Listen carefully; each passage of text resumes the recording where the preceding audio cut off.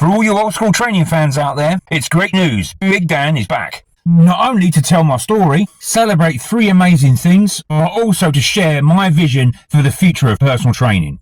For those of you out there who don't know who I am, I'm Dan, founder and chief instructor at Old School Personal Training the Wayman Way. I welcome you all in joining me celebrating 3 things on this very special day today.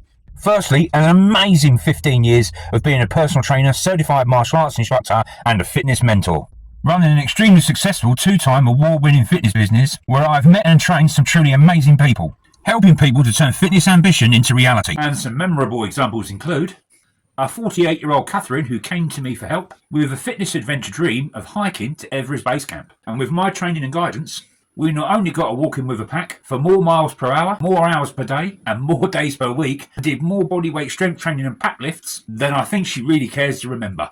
Cured her fear of heights, of rope bridges and ladder walking, taught her how to look after her feet, pack her day sack correctly, how to make it fit her back so it distributes the weight evenly and squarely across the body, and in 16 short weeks turned her 10-hour-a-day 2-week hike to Everest Base Camp from a fitness adventure dream into an enjoyable experience and a memory to last a lifetime. And then there was 46-year-old Nigel, and did I make some plans for him, who I trained for 4 months as he was doing a 10-day unsupported trek across the Arctic to the North Pole and pulling a 60-kilogram sled, hauling it and himself up, over and through the ice rubble fields, often 6 foot high, for the first 2 days at minus 20 degrees centigrade. Then pulling the sled out onto the ice field, a bleak and barren, flat, windswept, endless landscape stretching from horizon to horizon for the next 8 days, beset with violent and dangerous whiteout snowstorms, and with temperatures dropping to minus 28 degrees centigrade, where the body burns 5,000 calories just standing still and to keep you alive and warm. And that's why I told him he had to put on half a stone of body fat by the first day of the trek. Something which horrifies most other personal trainers and they just don't get. Even just stand a chance of getting to the North Pole,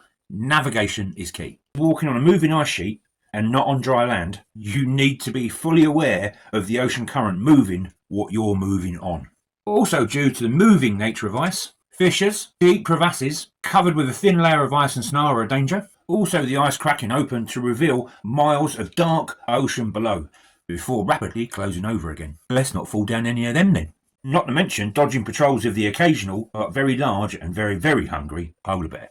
So training had to be all about survival strength and fitness, mental toughness and resolve and emotional calmness. On one occasion, the training I provided him with did actually save his life. And I have also coached a small but very successful stable of fighters to victory at white-collar boxing matches. And the 2 most notable of these were Ed and Andy.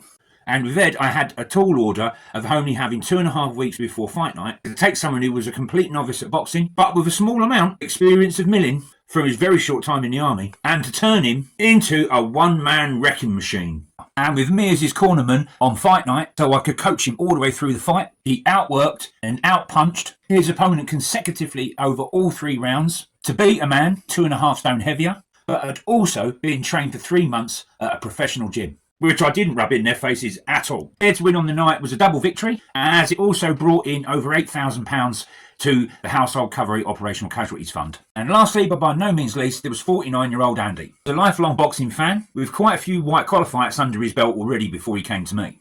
But not having had a fight in the last 10 years, he came to me through a recommendation to not only get rid of the ring rust, put some power back into his punches, some speed into his footwork, but to get one last final victory in the ring before he hung up his gloves at the age of 50. And with only 4 weeks training together before fight night, and fighting a man 13 years younger, and with our man Andy fighting out the blue corner, it was like something straight out of a Rocky movie. It was something I was proud to be part of, and I thought he did great. And I have trained, coached and mentored literally hundreds of people. That's given me a life-enriching experience, helping people to turn fitness ambition into reality.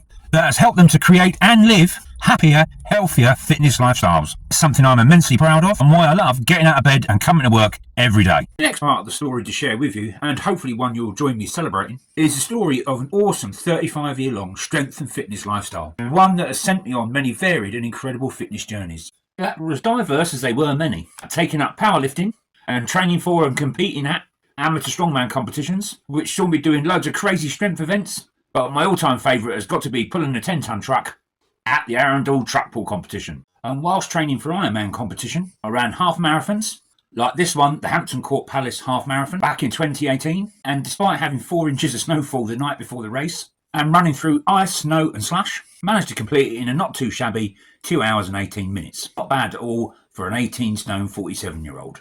And long distance cycling, like this one, the tough 56-mile London to Brighton cycle ride, which I did in a very comfortable 3 hours and 30 minutes. Also running marathons and ultra marathons in boots and carrying 50 pounds on my back. Like Exmoor 30-30, leading a 5-man team on a 30-mile as the crow flies race across Exmoor National Park. Running and navigating from checkpoint to checkpoint, up tours, down re-entrants, across rivers and often knee-deep in mud, and with a team member sustaining an injury early on in the race that did unfortunately slow us down, but I was able to put my team medic training I received in the army to good use, treating the injury and keeping him on the road and in the race. So the entire team could complete the race, covering 38 miles and winning the over 40s age category, all in just over 13 hours. This next one, a virtual online race I did on my own during lockdown. The virtual fan dance Trinity, based on Special Air Service fitness selection tests. I knew this one was going to be a toughie. A 43.5 mile multi-stage race split into 3 events within 24 hours. Racing against 158 other people, over 5 separate races, all using the 3-stage race events, which I managed to complete in an overall time of 10 hours, 54 minutes and 46 seconds. Event 1, Saturday morning fan dance. I ran 15.13 miles in boots with 50 pounds on my back in 3 hours, 15 minutes. Yeah, I was shifting. Against 143 other people, beating 34 out of the 50 people running only the Saturday morning's fan dance, doing it in clean fatigues or shorts and trainers. Beating all 63 people doing Saturday morning's fan dance low bearing. Also beating all 8 people running fan dance eclipse. That's the Saturday morning 15 miler and the half marathon later that Saturday night. Event 2, 2000 hours that same Saturday evening. I ran a half marathon, 13.1 miles in boots carrying 50 pounds, and I did it in 3 hours, 7 minutes. Now that one I was really shifting.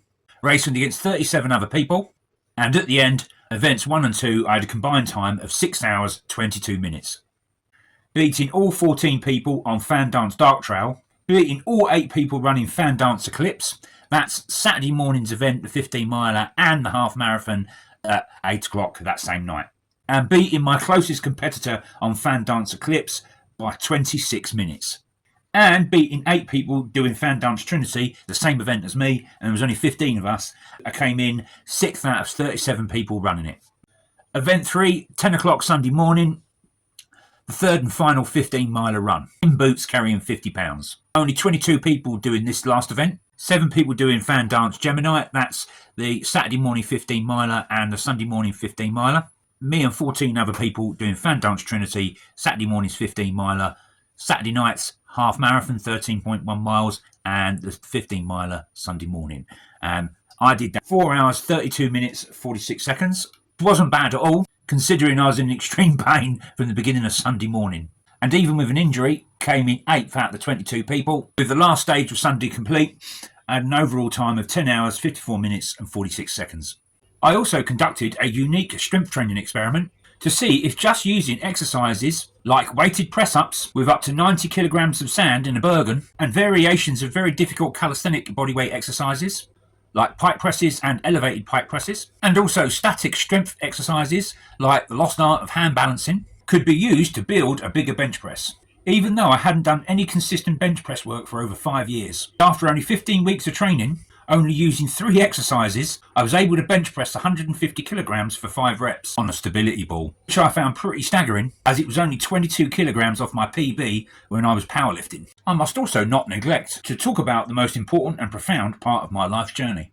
13 glorious and exciting years serving with the Household Cavalry Regiment, which was to see me riding, driving and flying around the world as a formation reconnaissance soldier and mounted dutyman, deploying on 3 operational tours and using up a few more of my 9 lives than I care to mention. Riding a horse on state occasions in escort to Her Majesty Queen Elizabeth II, from Trooping the Colour to Her Majesty Queen Elizabeth II's Golden Jubilee, and of course mounting the Queen's Lifeguard. And let's not forget, tearing around London in a Green Goddess and almost running over Andy Gilchrist, putting out fires, all on op fresco, when the firemen went on strike. Training and soldiering in some of the toughest climates and environments on the planet, learning lessons and experiencing a life, and working through challenges that only those of us who have been through them will understand. And all this has made me the man I am today, and how I see the world and environment around me, how I react with and to it, and lessons I have learned I pass on to trainees as a personal trainer.